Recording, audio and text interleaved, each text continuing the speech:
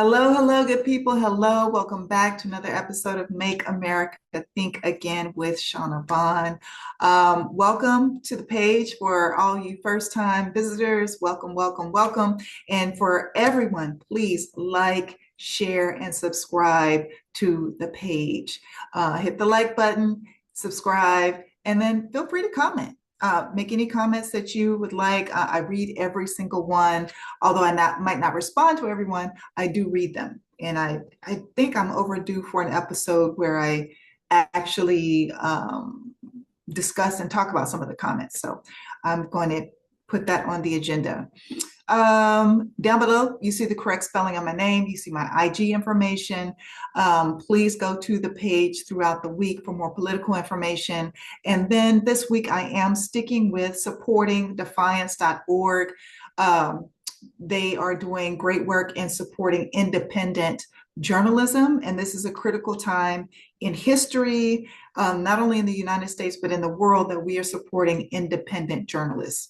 Y'all saw what Bezos just did with laying off all the journalists that work for his paper. So we got to support the independent journalists. They're trying to cut off the information, they're trying to cut off and stifle the truth. So we have to support them, especially when all these legal matters come up. Everybody's not as wealthy as a Don Lemon, Georgia Fort in Minneapolis, and then other independent journalists, not me, other independent journalists all over the world. But I believe this organization is specifically for America, but all over the world, we need to be supporting them. Okay, so what I'm here to talk to you about today in this episode is I want us to all start asking and questioning and looking into who Karyna Shuliak is. Who is Karyna Shuliak?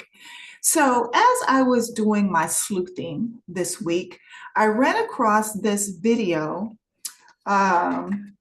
Where is this person? So this person's IG page, it just came up in my feed. Actually, I don't follow this person, but it's Ethan at Ethan Levin SZ at Ethan Levin LEVIN SZ. So I ran across this video and I watched it because it said, "Is Epstein still alive?" I believe it's the title of the episode, or I'm sorry, not the episode, the video. And so I was like, let me just watch this. So I watched it.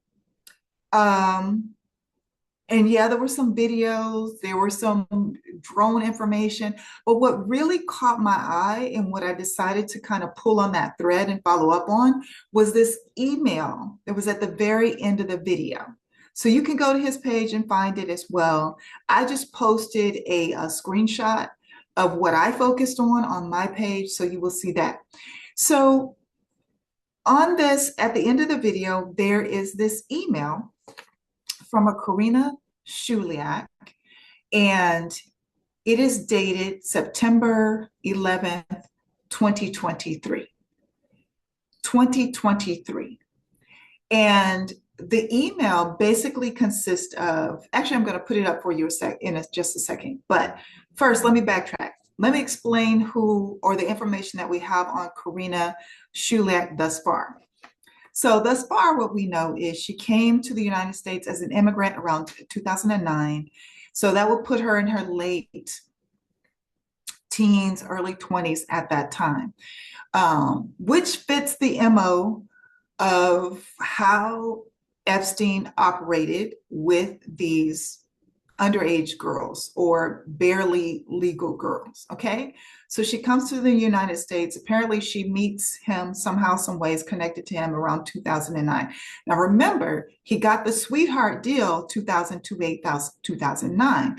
So this could actually be after he had already been convicted in the state of Florida when he encounters her, when she encounters him. Okay, so then record shows that she was married. She got married to a woman for citizenship, is what Epstein used to do with a lot of his victims that were bought from other countries. They would get the girls in these sham marriages so that they could get the citizenship for these young girls. So same MO again. So she comes to the country. She's around that same age that, fell within his window as a pervert. And then also they married, somehow she got married off to a woman. Okay. That she got divorced from that woman in 2019. Now keep in mind, August 10th, 2019 is when Epstein supposedly, took the big sleep, right? That's what we've been told. Epstein also put her through school, through dental school, through Columbia University. And remember, I want to say it was either last week or the update I gave you the week before that. Another survivor, Lisa, had talked about and found information about how many of the survivors actually he put through these. There's a few schools that apparently he had some relationship with where he would put all the girls through these schools, Columbia being one of them, Columbia, NYU, and there's another school that came up here recently, Baird School. So she went to Columbia University on his tab. She finished dental school. He also, Epstein, had a dental office listed under one of his LLCs, his shell companies. So we're thinking that's, connected to her. And here's where it gets very, very interesting. Because so far she's fitting the MO of all the other girls, all the other young women or girls, okay? But 2 days prior to Epstein taking the big sleep, however it happened, okay? This alleged 2 days before, she has a 20-minute conversation with him. The only person he has a conversation with 2 days before he takes the big sleep. Also, 2 days before, he changes his will. And he changes his will to leave the bulk of his wealth to this young woman, Karyna Shuliak. Now, his brother was listed in the will. Ghislaine Maxwell, who so far we have known to be one of his top co-conspirators in all this craziness, she was in the will, but she was only supposed to receive $10 million, the same amount he was leaving to his pilot. So she was equal to the pilot, in his mind, leaving both of them $10 million. I think he left the brother $10 million, and that money was supposed to be in a trust for the brother's kids.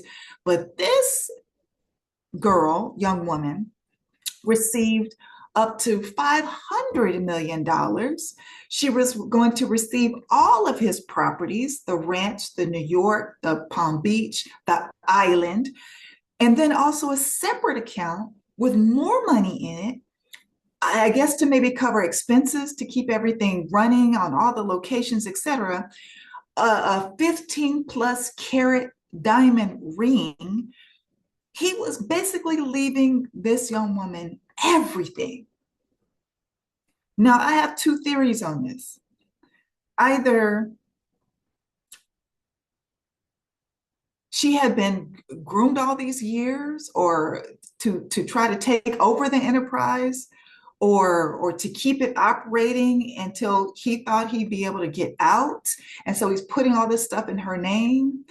Or he knew they were coming for him and he was putting all this stuff in her name.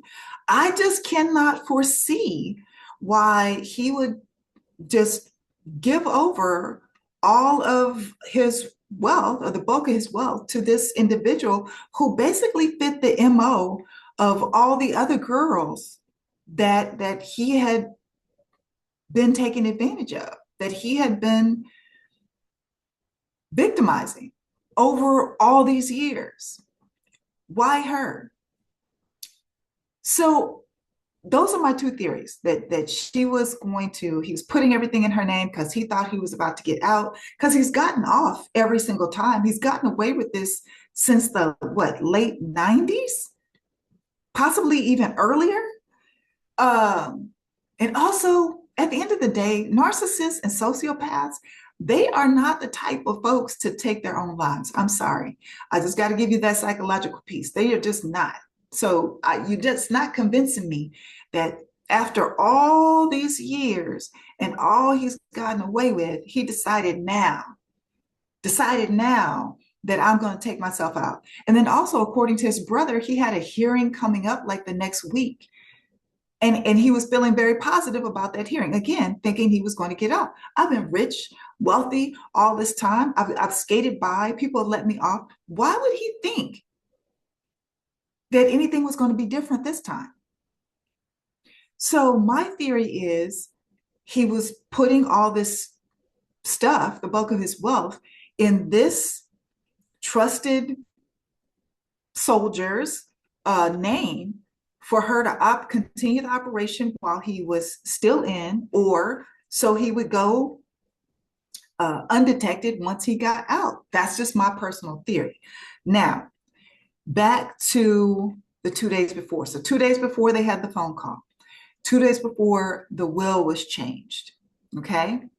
Also, I found an email where it was kind of a routine, run-of-the-mill email where she clearly looked like she was one of the help, for lack of a better word. She was communicating with the staff that in the house, which are some other people that the oversight committee can bring in to testify. Their names are clearly on that email. She was communicating with them about things, how to restock the new or stock the new spa in the house. It was an order, an Amazon order. Why would she, if this is the person that he's going to trust and trust with all the bulk of his wealth, why would she even be communicating with the house staff? Why would she be even placing Amazon orders? Does that make any sense to you? Me either. Now, I want you to look at this email. This is what really set my alarms off. Let me pull this up and hopefully you can read this. Where is it? Okay. Hopefully you can read this. Here we are. Okay. So remember I told you there was an email at the end of Ethan's video, this Ethan Levine's video, okay, or Levin's video. The email that you see a clip of on the video, it actually includes the date. So I went into the Epstein files and I pulled up this email, the original email. You see here on the original email, the date has been redacted, but you can see it partially redacted, but you can see Monday and you can make out September. On the video that Ethan posted, it had clearly September 11th, 2023. Okay. So then I Googled what day of the week did September 11th, 2023 fall on? And of course, it came up a Monday. So these are the emails. They match, right? Why the DOJ decided to redact this date? Why would they do that? And then, so this is sent to, that's been redacted, but look here at the information in the email. Hey, redacted. Jeffrey wants you to FedEx. Jeffrey wants you to FedEx on the Amy's books to LSJ, which is the Little St. John, his island. Can you give me a call? She changes the words around or misspells the word or puts the equal sign in there. I'll explain. Thank you. So this is Karyna Shuliak apparently sending an email on behalf of Jeffrey asking for some books to be sent to his island on September 11th, 2023. And we have been told since 2019, Epstein took the big sleep, however it happened, on August 10th, 2019. But now we have an email written on his behalf in 2023.